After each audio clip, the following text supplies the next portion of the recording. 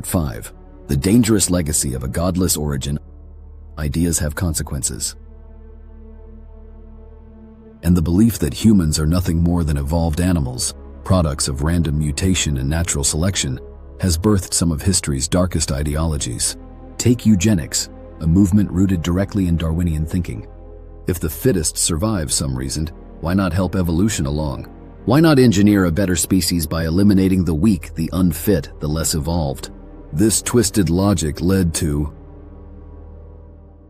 forced sterilizations of the mentally ill, disabled, and poor, segregation laws and anti-miscegenation policies under the guise of protecting racial purity, human breeding programs, where governments decided who was worthy to reproduce, euthanasia campaigns, especially in Nazi Germany, where the defective were deemed life unworthy of life, human zoos, where indigenous people were displayed in cages like animals to show primitive stages of evolution, and at the extreme end, the Holocaust, driven by a cold, calculated belief that Aryans were more evolved and that Jews, Roma, Slavs, and others were biological contaminants. Hitler didn't invent this worldview.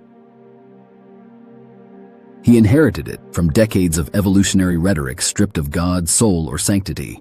Even Planned Parenthood's founder, Margaret Sanger, openly supported eugenics, calling for the sterilization of those she deemed unfit to reproduce. And it didn't stop in the 1940s. In the US, forced sterilizations continued well into the 1970s, particularly targeting poor women and communities of color. Some still happen today, quietly, under the radar of public health policy. This is what happens when human life is seen through the lens of utility rather than dignity. When we reduce man to matter.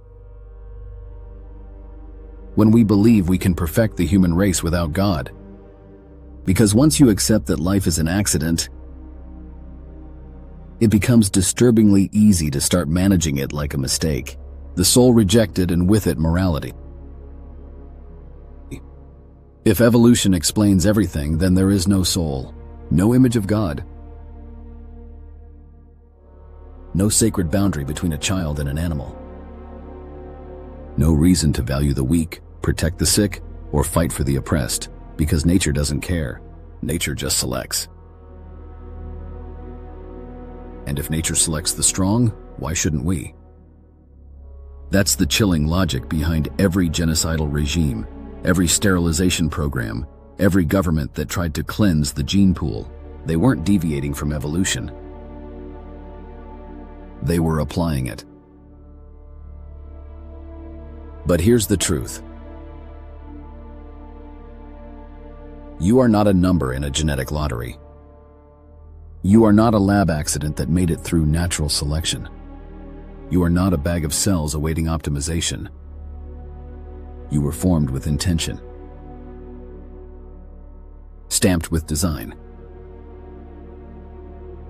endowed with a soul that no science can replicate or replace. And the moment we forget that,